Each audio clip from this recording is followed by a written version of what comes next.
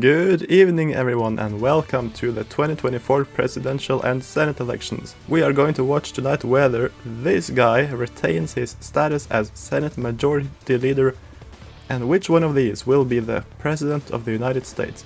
Biden, though very old, is running for re-election with his new running mate Michelle Lujan Grisham, the governor of New Mexico, and Trump is trying for a political combat with his new running mate Ron DeSantis, the governor of Florida.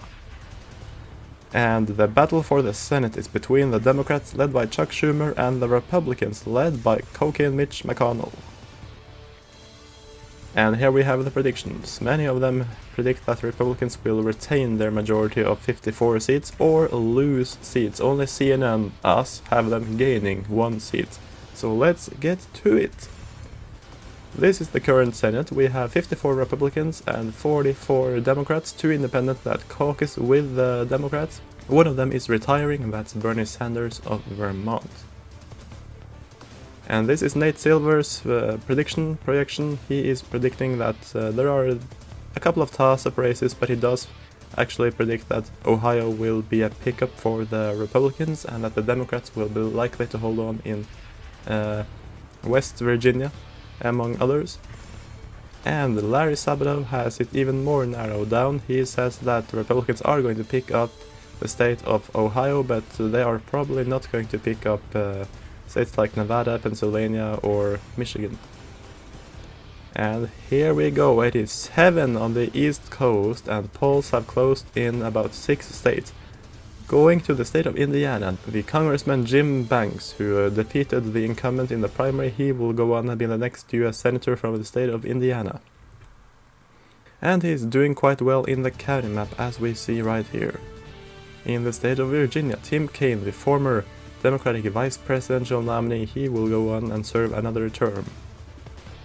In the state of Vermont, the Democrats will flip this seat. It's won by the Democrats. It was an independent seat held by Bernie Sanders. It will go to Democrat Sue Minter.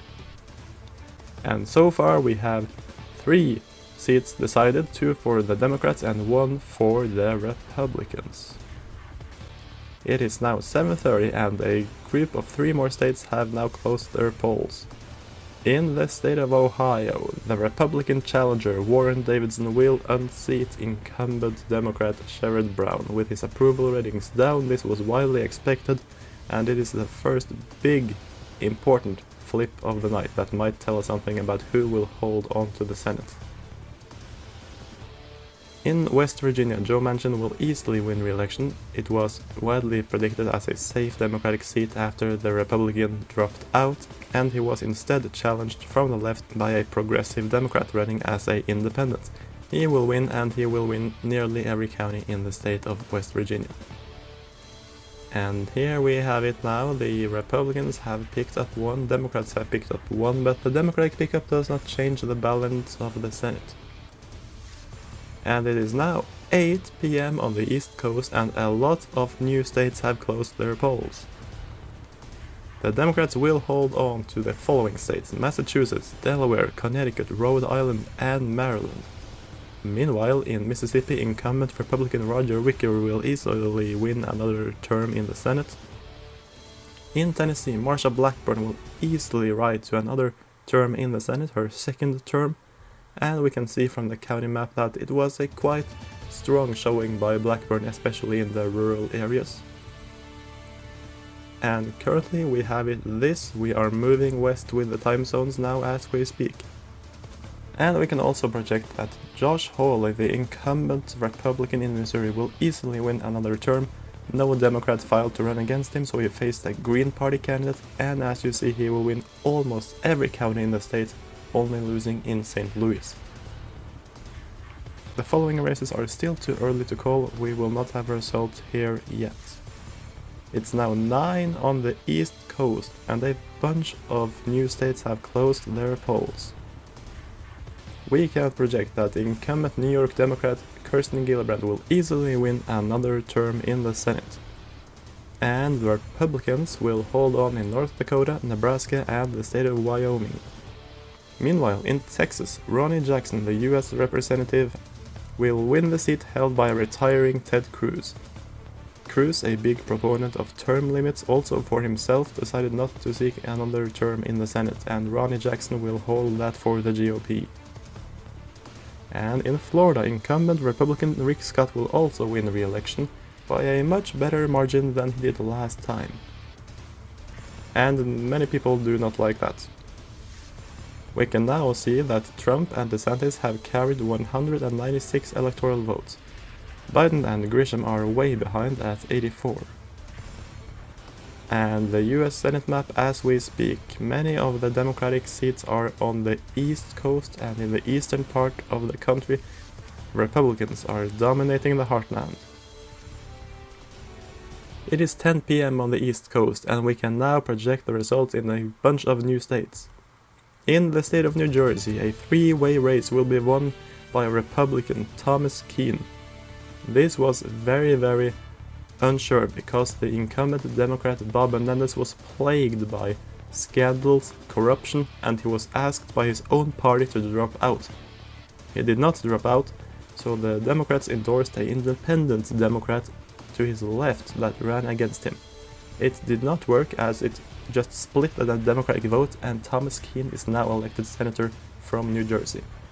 And in the state of Utah, Jon Huntsman, the Republican challenger, will win that seat.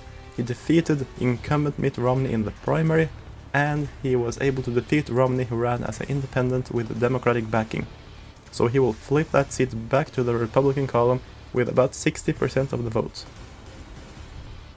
And it is now 11, and we can now project results from the West Coast. The states of Washington, Hawaii, and California will all send Democrats to the Senate. In the state of Maine, the incumbent independent Angus King will also win re-election. Of course, he is caucusing with the Democrats. We can now see at this map that there are only 8 races left to look at. And this will determine the final balance of the Senate. These are the 8 remaining races in Arizona, Wisconsin, Minnesota, New Mexico, Pennsylvania, Michigan, and Montana and Nevada. And we can meanwhile project that Donald Trump will be re-elected, you should say, President of the United States. He will of course win another non-consecutive term, defeating Joe Biden. Ron DeSantis is his running mate, who will be the next vice president, defeating Michelle Lujan Grisham to replace the disgraced Kamala Harris. And here is the current electoral map, as we just called Nevada and North Carolina for Trump and DeSantis. They will cross the threshold of 270 electoral votes, and they will be elected president and the vice president. Meanwhile, in the Senate races, Wisconsin will elect Sean Duffy. He will defeat the incumbent Democrat Tammy Baldwin in that seat, running on Trump's coattails. Trump will win that state by about 4 points, and Sean Duffy is not too far behind. He is able to win by a bit narrower margin, but it does send him to Washington once again. And meanwhile in New Mexico, another state that was won by Biden, Martin Heinrich, the incumbent Democrat, will win re-election in that state. We can now differentiate between the seats that are pickups and those that are holds. We can see that Republicans have picked up seats in Utah, Wisconsin, Ohio, New Jersey, and the Democrats have only picked up one in Vermont from their own friend Bernie Sanders, an independent that caucused with the Democrats. And in Arizona, we can project that independent Kirsten Sinema will win that race. A misspelling, it's meant to be Kirsten, not Kirsteb. But anyway, she will win a 3-way race against the Republican, the Democrat, which was a progressive endorsed by many prominent national Democrats. She will win thanks to a lot of independent and bipartisan and moderate support in the area around Phoenix. She will carry the state of Arizona and win re-election to a second term. She, of course, switched parties once it was clear that she did not have her party's backing for another term, but she did have the people of Arizona behind her.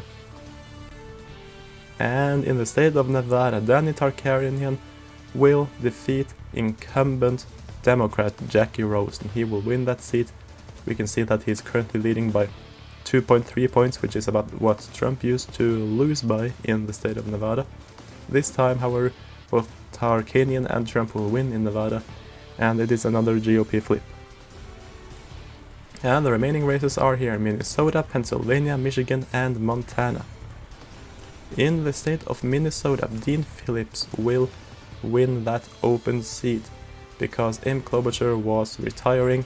She was expected to fill an important position in the Biden administration, but as he will not win re-election, that's not going to happen, and Dean Phillips will win that open seat against Republican challenger Mike Lindell. And in the state of Montana, we can see now that Ryan Sink, the former Trump administration official, will flip that seat. He will defeat incumbent Democrat John Tester. It seems that the margin now is currently about 4.5 points. It is enough to project that he is going to win. He will go to Washington once again, and the Republicans now again control both Senate seats in Montana. And this is the final electoral map on the presidential election, where Trump and DeSantis has easily won, defeating the incumbent Biden and his running mate Michelle Lujan Grisham. And here we have the current state of the US Senate. Republicans have now flipped 6 districts, while the Democrats have flipped 1 in Vermont, and independents have done so in Arizona. Now we can finally call the state of Michigan. It was very contagious, but it looks like for the first time since year 2000, a Republican will represent Michigan in the US Senate, and it is US Representative Bill Huizenga that defeats incumbent Debbie Stabenow by a very slim margin, but it is a win for the GOP. And the last prediction of the night, Senate in Pennsylvania. Dan Moiser, the also incumbent US representative, will defeat Bob Casey Jr.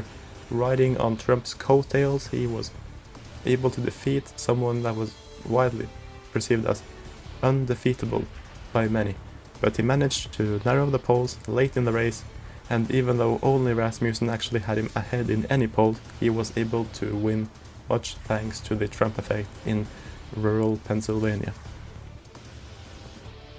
And here we see that in total today Republicans have actually picked up 8 seats, most of which are in the Rust Belt. Democrats have picked up 1, but that have also been nullified by the independent pickup of 1 in Arizona.